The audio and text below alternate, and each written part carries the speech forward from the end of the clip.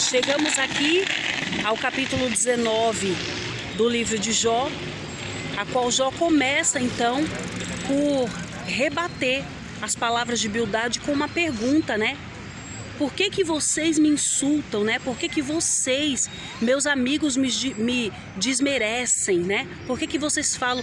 Veja que Jó, ele fala, né? Como uma pessoa sem visão, como uma pessoa desacreditada. Veja o que ele diz aqui no versículo 6 em diante. Pois fiquem sabendo que Deus foi injusto comigo. Ele armou uma armadilha para me pegar. Eu protesto contra a sua violência, mas ninguém me ouve. Eu peço ajuda, porém não existe justiça. Deus fechou o caminho, meu caminho com um muro, de modo que não consigo passar. Ele cobriu de escuridão os meus caminhos. Deus tirou a minha riqueza e destruiu a boa fama.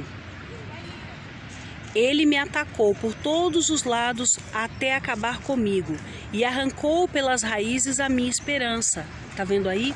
Então, é esse tipo de consideração que a gente acaba por fazer acerca do Criador quando nós estamos sem esperança, estamos sem visão, quando os nossos olhos já estão embaçados demais para acreditar que para nós a salvação, né? Então, as considerações de Jó são considerações de alguém numa grande aflição, de alguém que não via para si esperança, né?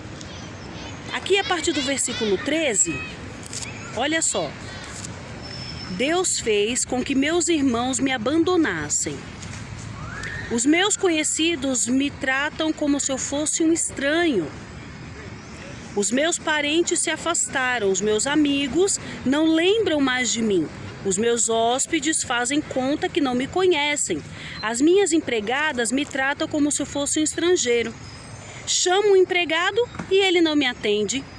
Nem mesmo quando peço algo, por favor, né? Utilizando a palavra por favor, ele não atende.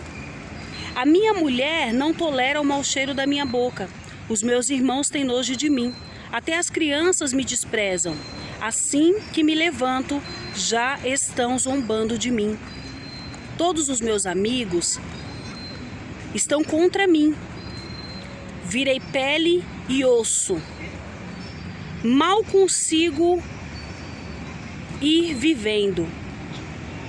Meus amigos, tenham pena de mim, né? Aqui ele já faz uma súplica. Por favor, considere minha dor, né? Tenha pena de mim. Pois a mão de Deus me feriu, né? Por que vocês me perseguem como Deus me persegue? Parem de me atormentar. Tá vendo aí? Então, ele, na sua visão, né, do meio daquela dor, daquela aflição, ele faz as considerações de dor dele e ele fala do distrato que aquela chaga maligna dos pés à cabeça, o consumindo, trouxe para a vida dele, né? Ele já se via sozinho fazia tempo. Quer dizer, aqui nesse relato, a partir do versículo 13 em diante, nós não vemos que Jó, ele está amparado por alguém. Nem por palavras, nem por mãos, nem por orações, por nada, né? Só Elifaz, Bildade e Zofar tiveram, né, esse entendimento de rasgar suas vestes, né, se lançar em cinza e empaticamente, né, viver um pouco daquela dor ao lado do seu amigo. Mas veja que a partir do versículo 13 o que ele fala é como se ele fosse uma carne podre ambulante, né? Então, ele relata, né, que está só, que não tem esperança para ele. Tá vendo aí? Agora, uma coisa que me chama a atenção, uma palavra que me chamou a atenção, é que a partir do versículo 23, ele pede, né? Ele revela um desejo. Na verdade, ele não pede, ele revela um desejo. como eu gostaria. Nossa, quem me dera se as minhas palavras fossem escritas, né?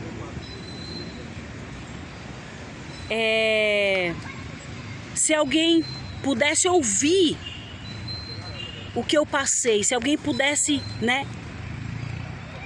Mas eu sei que o meu defensor vive, né? Ele, ainda assim, naquele fio de esperança, as 7 chaves que estavam dentro dele, ele disse assim, olha, ainda assim, o meu Redentor vive. Ele reconhece então o Criador. E ele fala assim, ó, e ele logo vai vir me defender nessa terra. Nesta terra. Aí ele fala assim, ó, ainda que a minha pele seja consumida pela doença, ainda neste corpo eu verei a Deus. Então, sozinho, naquela dor, naquela aflição, naquela luta, aquele fiozinho de esperança lá no fundo, de quem ofereceu o sacrifício a quem vive, de quem se humilhou para quem vive, de quem, né, viveu uma vida de santidade. Ele pôde enxergar e profetizar que ainda nesta carne, com toda essa tribulação, ele ia ver o defensor dele vindo ao encontro dele, trazendo então a solução, a resposta, né? E aí, no versículo 28, olha só que interessante, ele fala assim, ó, vocês dizem, como foi que nós te atormentamos, né? Então, acredito eu que naquele momento, quando Jó fala assim, para de me atormentar, os amigos dele, né, disse, ué, mas o que a gente está fazendo, né?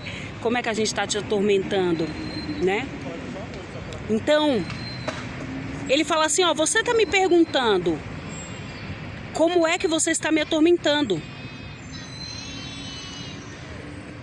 A causa desta desgraça está nele mesmo. Então, é uma pergunta e uma acusação, né? Ué, por que eu estou te atormentando? Se o que você está passando é culpa sua mesmo. Eu não estou fazendo nada, eu estou só te falando que é.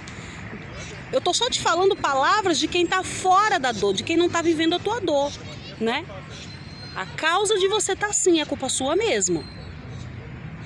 E Jó, ele diz assim no versículo 29, é isso aqui que eu quero que você perceba bem esse detalhe. Mas tenham medo da espada, a espada com que Deus castiga a maldade. Fiquem sabendo que há quem nos julga. Tá vendo aí? Jó, aqui no versículo 29 do capítulo 19, no fiozinho de esperança que ainda lhe resta, ele deixa claro que no fim de tudo, todas as coisas têm um julgamento. Coisa linda foi ouvir e ler nessa palavra, aqui no capítulo 19, que ele considera o Criador, dizendo assim, olha, eu tô assim, mas eu sei que eu tenho um defensor, ele vai se levantar ao meu favor, e ainda nesta carne eu verei a Deus. Tá vendo aí?